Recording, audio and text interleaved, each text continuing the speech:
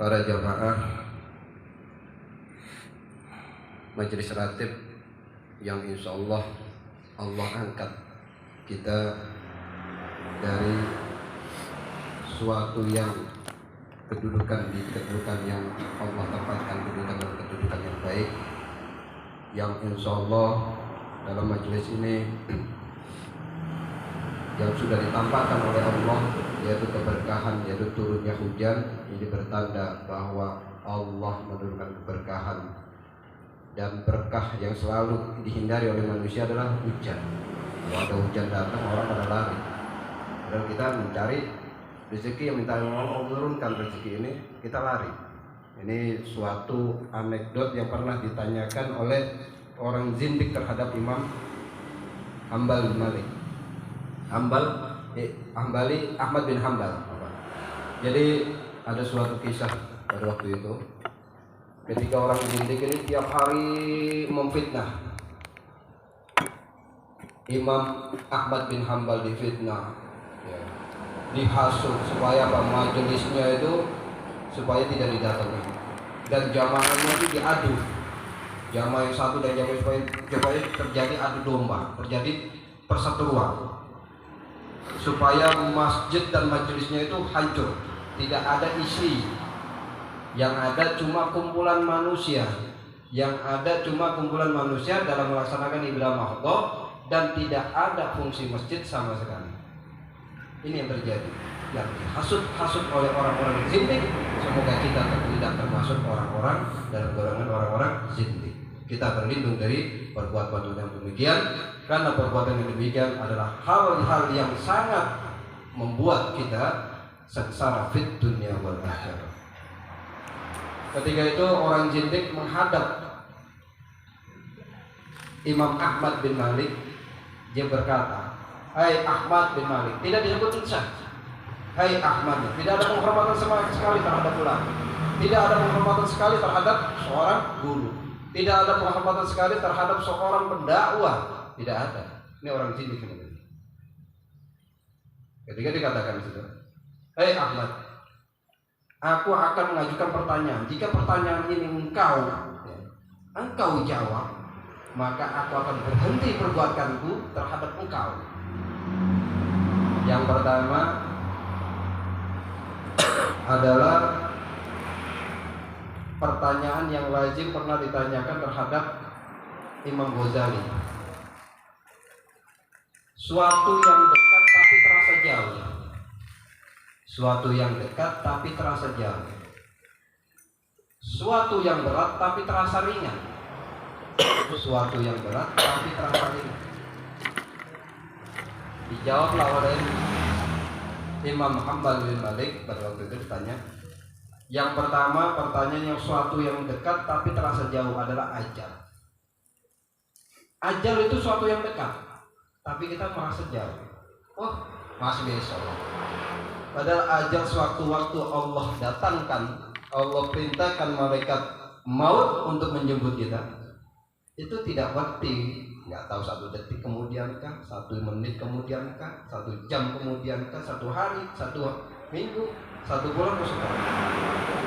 Ini senantiasa mudah. Dekatnya ajal. Yang kedua adalah suatu yang berat tapi terasa ringan untuk kita. Apa itu? Kita meninggalkan sholat. Suatu hal yang berat. Sholat ini suatu hal yang berat. Barang siapa orang yang meninggalkan sholat, dia berarti sudah meruntuhkan tiang agama. Siapapun orangnya, dalam kesibukan apapun, dalam keadaan sehat maupun sakit, wajib orang ini sholat. Kecuali orang perempuan yang kena haid. Ini sholat 5 waktu maupun sholat Jumat wajib bagi orang yang berakal sehat. Kecuali orang yang tidak berakal sehat. Orang yang tidak sehat karena kewajiban untuk sholat 5 waktu. Jumat pun demikian. Jumat itu suatu kewajiban. Kecuali orang yang tidak berakal sehat, tidak kena hukum. Ini suatu yang berat, tapi enteng kita udah tinggalkan. Yang ketiga adalah yang tadi, Manusia meminta rezeki, tapi ketika rezeki itu datang, tapi kenapa manusia itu menghindari rezeki itu? Apa itu? Yaitu hujan. Yang Allah turunkan hujan. Ketika hujan turun, orang akan menepi mencari tempat yang teduh supaya terhindar dari curah hujan, supaya nggak basah. Ini kebanyakan orang. Nah, ini bisa kita ambil ibrah di sini, bahwa sesuatu yang Allah berikan kepada kita, semua ada konsekuensi pertanggungjawaban yang akan kita terima, dan bagaimana kita untuk menerima nikmat yang Allah berikan. Syukurkah kita terhadap nikmat yang Allah berikan, ataukah kita kufur terhadap nikmat yang Allah berikan? Ini kembali lagi pada kita. Di sini bahwa kita sudah bersyahadat, asyhadu an la ilaha illallah wa asyhadu anna Muhammadur Rasulullah. Ini ikrar kita. Ikrar kita mensyahadakan, mengakui bahwa tiada Tuhan selain Allah, dan Nabi Muhammad sallallahu alaihi wasallam adalah sang pembawa risalah dan rasul, utusan Allah.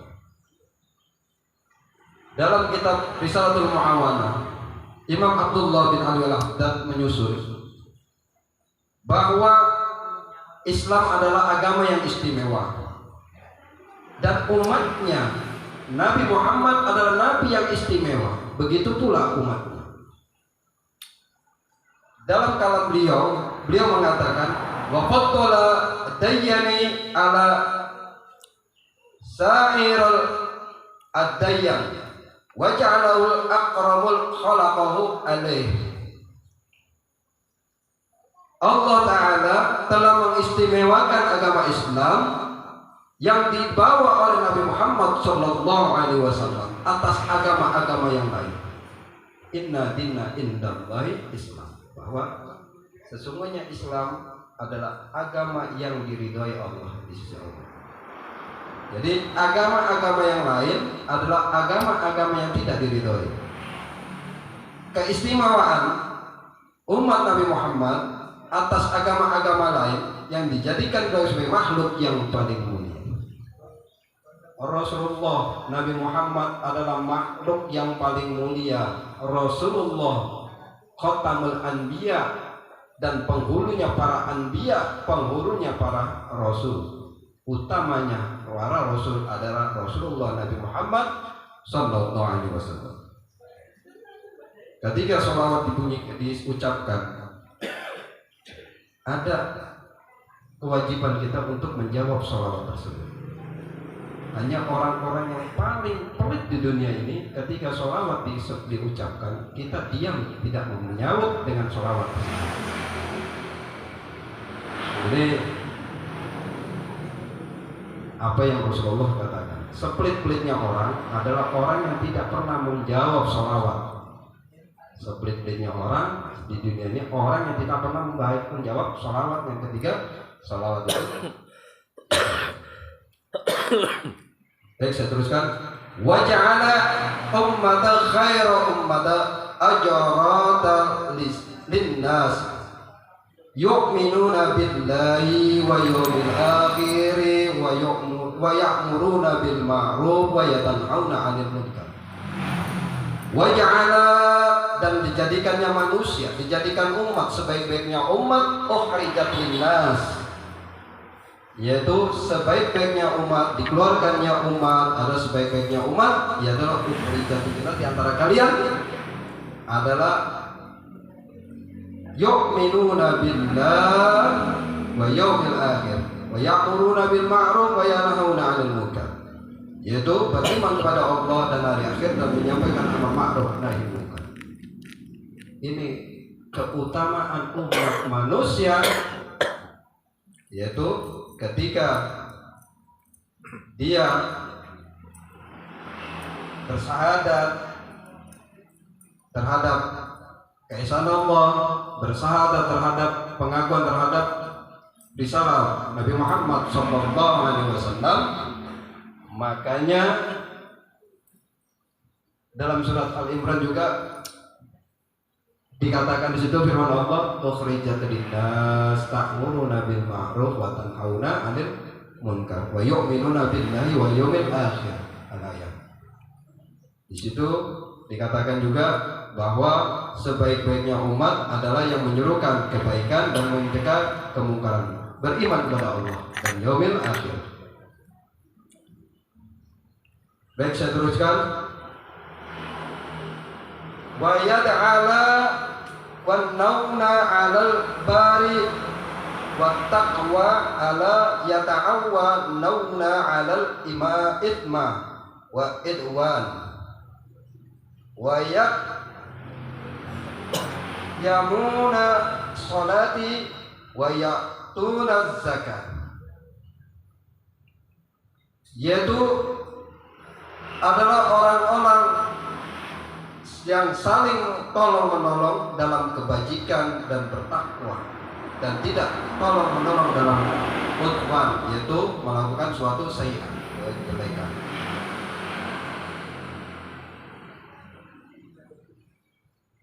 Umat yang utama, umatnya Nabi Muhammad yang selalu menyerukan kebaikan, mencegah suatu keburukan, mengajak suatu ketakwaan, tolong-menolong dalam kebaikan dan ketakwaan, dan tidak tolong-menolong dalam kemaksiatan. Tidak tolong-menolong dalam suatu kemaksiatan, yang mana kemaksiatan dan kedurhakaan itu yang mendatangkan bala dan bencana. Dan selalu mengerjakan sholat dan mengeluarkan zakat. Yang terakhir, wa yata'u usana bil haqqi was sabri wa yajhaduna fi sabilillah wa la yakhafuna lawmatahu la'im man ahlu za'ihu wal hidlan.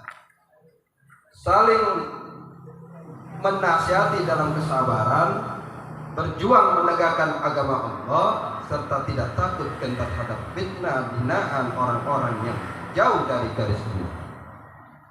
Jadi prinsipnya di sini yang perlu kita ambil, janganlah kita takut dengan suatu yang benar, walaupun 10 atau 1 kampung mencegah kita.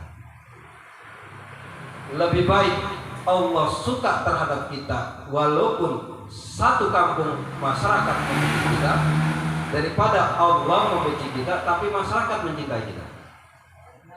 Tapi lebih enak masyarakat Allah cinta terhadap kita, masyarakat juga cinta terhadap kita. Ini lebih. Tapi tidak ada pilihan lain, Allah lebih kita cintai daripada manusia dan sisinya. Jadi perlu kita ini, bahwa sesuatu yang perlu kita lakukan di sini adalah mencegah suatu kemungkaran, mengajak dalam suatu perbuatan yang baik, tolong menolong dalam ketakwaan, terutama dalam untuk memakmurkan masjid, meramaikan, saling menjaga silaturahmi, menjauhkan sifat-sifat hasud, zon yang membuat kerusakan yang merusak ukhuwah Islamiyah. Jadi demikian saja. Bila ada kurang dan lebihnya, Wassalamualaikum warahmatullahi wabarakatuh. Waalaikumsalam warahmatullahi wabarakatuh.